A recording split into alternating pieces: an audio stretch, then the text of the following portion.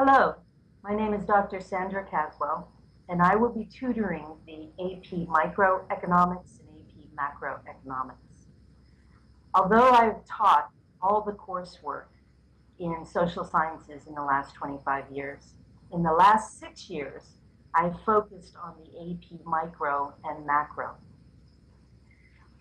I think a lot of that is because of the technology. It's exciting for me to introduce other ways and strategies of teaching the APs.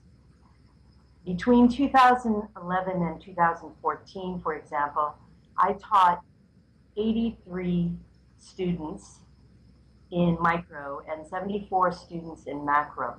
And their average score was between 3.4, 3.3. However, in the last year with the technology, my 42 micro testers, I had an average of 3.8. That was a significant jump. And in my macro, I had an average of 4.2, which was a very significant jump. I think the approach in the way I teach has greatly improved in helping students to understand.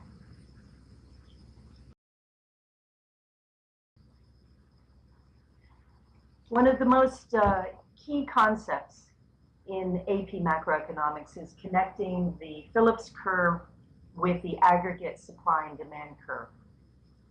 So beginning with the Phillips curve, we see a trade-off between inflation and unemployment.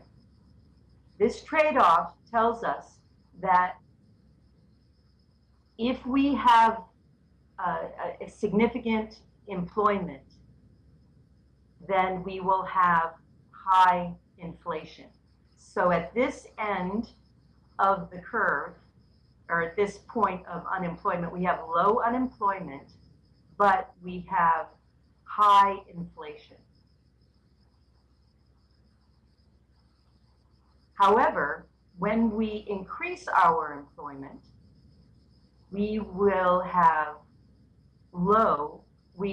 increase our unemployment, we will have low inflation. So between this, in this curve, we see a trade-off between the inflation and the unemployment. In this particular situation, Hopetown, for example, has a inflation percentage of 2% and an unemployment rate of 4%, which isn't particularly low. Now, R represents the equilibrium, in which case we have full employment at 2% inflation and 4% unemployment. Now looking at the aggregate demand, okay, we will see that Y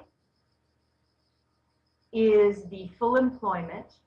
So that is Y, and that equilibrium of short-run aggregate supply and aggregate demand is equivalent to R. So the price level would be equivalent to the 2% in the sense that we have the price level and full employment. If, for example, though, the government decides to increase their expenditures, then we know that aggregate demand will shift to the right, and that's why we see the aggregate demand 1 point. This shift to the right brings about an increase of price level and a temporary increase of further employment. So we're moving to this point on the short-run aggregate supply and the aggregate demand. So this would be the equilibrium point. This would be equivalent to S. So you see the connection between these two graphs is that when we shift the aggregate demand, we will move along the Phillips curve. And if we are increasing aggregate demand, we're moving along the Phillips curve upward on the left side. See, so the S is on this part.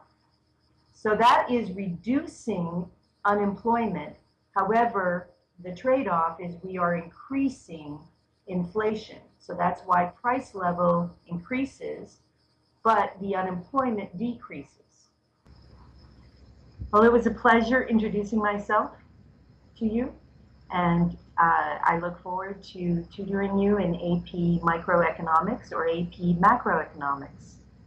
It's an opportunity to ask questions and get a personal touch to support your excellent scores that I can help you achieve.